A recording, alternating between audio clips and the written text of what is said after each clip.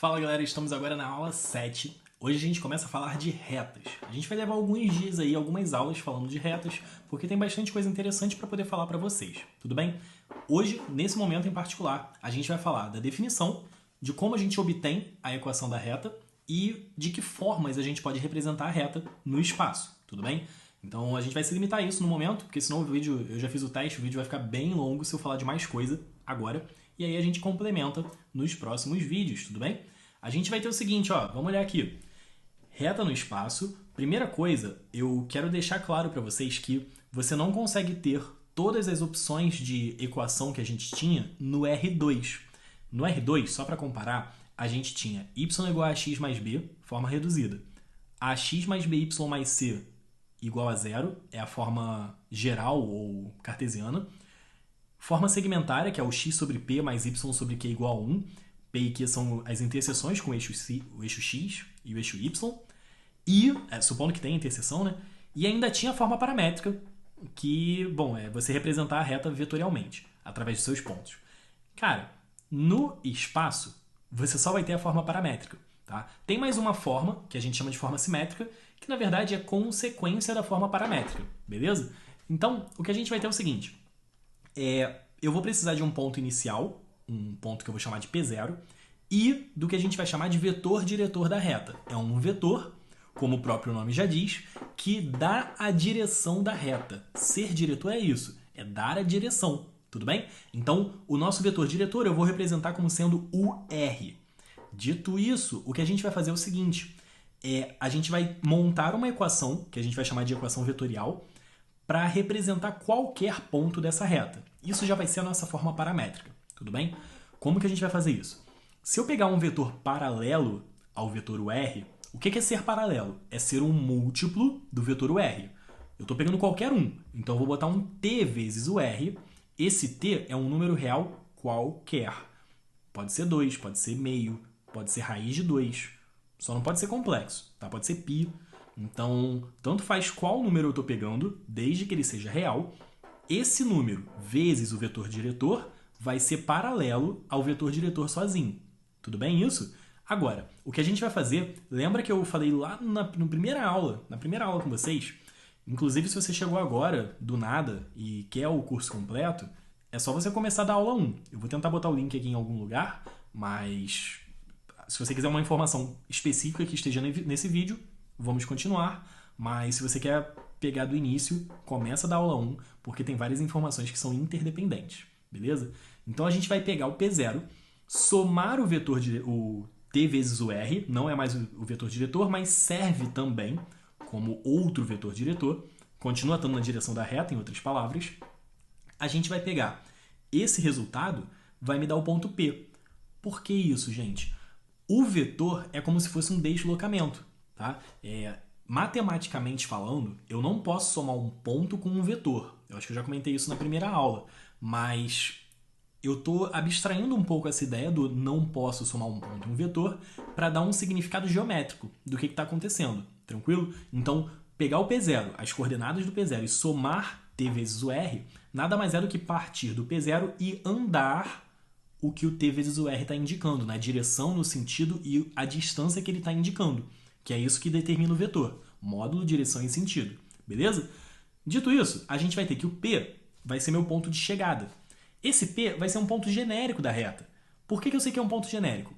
Para cada t que eu use, eu vou ter um ponto P diferente. Se eu pegar todos os t's possíveis, ou seja, todos os números reais, eu vou ter todos os p's possíveis. Da lado infinito da reta, até o outro lado da reta também, indo para o infinito. Beleza? Então, a gente tem a nossa equação vetorial, que é P igual a P0 mais t vezes o R. Essa equação, eu vou falar para vocês que já é a forma paramétrica. É só desenvolver, beleza? Então, a gente vai ter o t pertencente aos reais, não pode esquecer disso aqui. O t, ele pelo menos a princípio, não é um número fixo. Para cada t, você vai ter um ponto diferente da reta, tá? Como que a gente vai usar isso em geral? Quando eu quiser falar de um ponto específico da reta, eu vou aplicar o que eu quero que esse ponto faça, interseção com um plano, ponto médio de alguém, não importa. Eu vou aplicar o que eu quero que esse ponto médio, o que esse ponto da reta faça. A partir daí eu vou achar um t correspondente. Geralmente essa é a nossa linha de raciocínio, tudo bem? Já comentei que a gente tem só duas formas de representar a reta no espaço. A forma paramétrica, se eu chamar o P0 de x0y0z0 e o UR de ABC, nada mais é do que desenvolver a nossa equação vetorial. O P genérico é xyz, P0 está dado, T vezes o UR. Uma equação para o x, uma equação para o y, uma equação para o z. Essa lista com 3 equações é o que a gente chama de forma paramétrica, beleza? E aqui eu já deixo uma dica fortíssima para vocês, a nível de concurso, tá?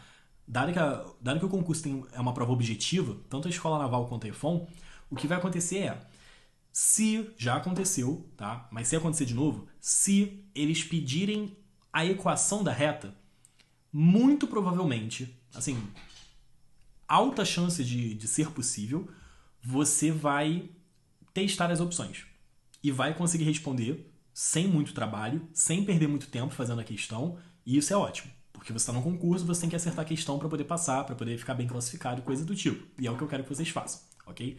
Então, o P0 Por que eu falei do P0? Calma aí, me perdi.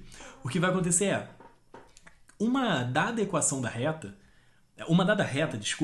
ela vai ter várias formas de você representar. Infinitas formas de você representar. Por quê? Agora sim, o P0, tudo bem, foi um ponto conhecido da reta que eu peguei. Mas a reta não tem infinitos pontos.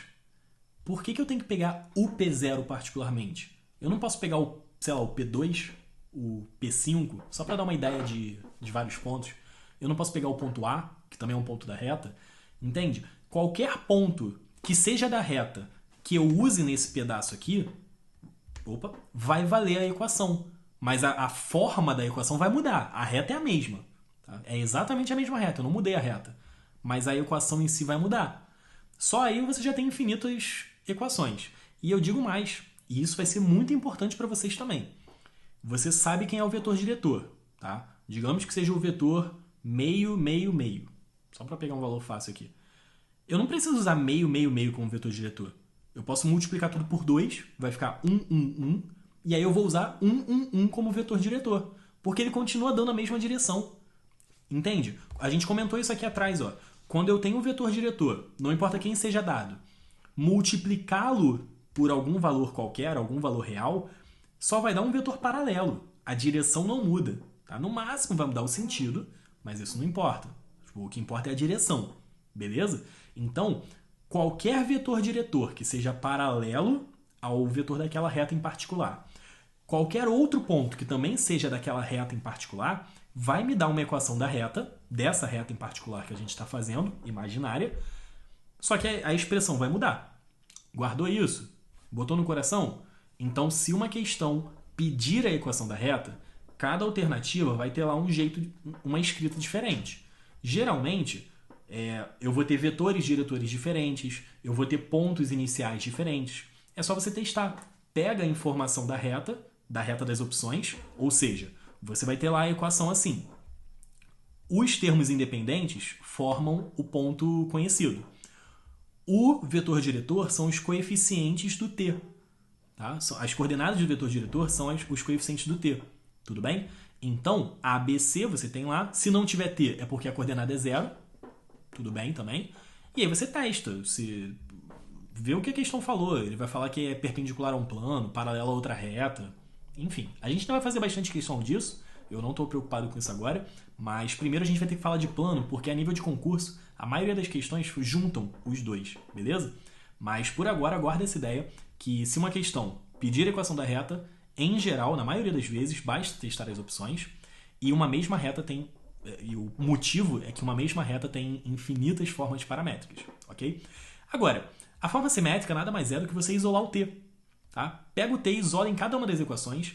Você vai ter x menos x0 sobre a igual y menos y0 sobre b igual também z menos z0 sobre c. E eles são iguais porque tudo isso, cada um desses termos é igual a t. Tá? Esse t aqui está de fantasminha, ele não faz parte da equação simétrica. A equação simétrica é só a parte branca. Tudo bem? É só até aqui o z menos z0 sobre c. Só que assim, a nível prático, não é interessante você usar a forma simétrica. Você só vai usar se a questão usar, se ela te der a forma simétrica, se ela pedir na forma simétrica, coisa do tipo, ok? Então, se aparecer a forma simétrica, o que você vai fazer? Bota um igual a t, e aí você isola o x em relação a t, isola o y em relação a t, isola o z em relação a t. Você vai recair na forma paramétrica, tudo bem? Sempre faz isso, vai te ajudar bastante na hora de fazer a questão. E aí um comentário só, se o a for zero, por exemplo, né, podia ser o b, podia ser o c, podia ser o a e o c, não importa. De preferência, alguém não pode ser zero, tá? De preferência não, alguém não pode ser zero. Não pode ser todo mundo igual a zero. Se o a fosse zero, você não poderia escrever essa equação desse jeito. Você não poderia dividir por zero, ok? Então o que a gente faz a nível de notação é como se fosse uma notação híbrida. Você pega o que dá para fazer simétrico, você faz simétrico, e aí o x fica igual a x0, né? Porque não seria x0 mais at? Se o a é zero, fica só o x0. Tá claro isso? Então, você vai ter x igual a x0 para mostrar, isso só significa que o a é zero, ok? Mas, como eu falei para vocês, o mais usual é você usar a forma paramétrica, mas já caiu questão na escola naval que usa a forma simétrica.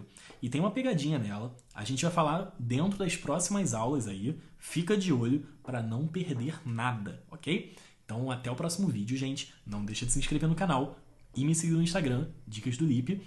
E é isso. Até já. Valeu!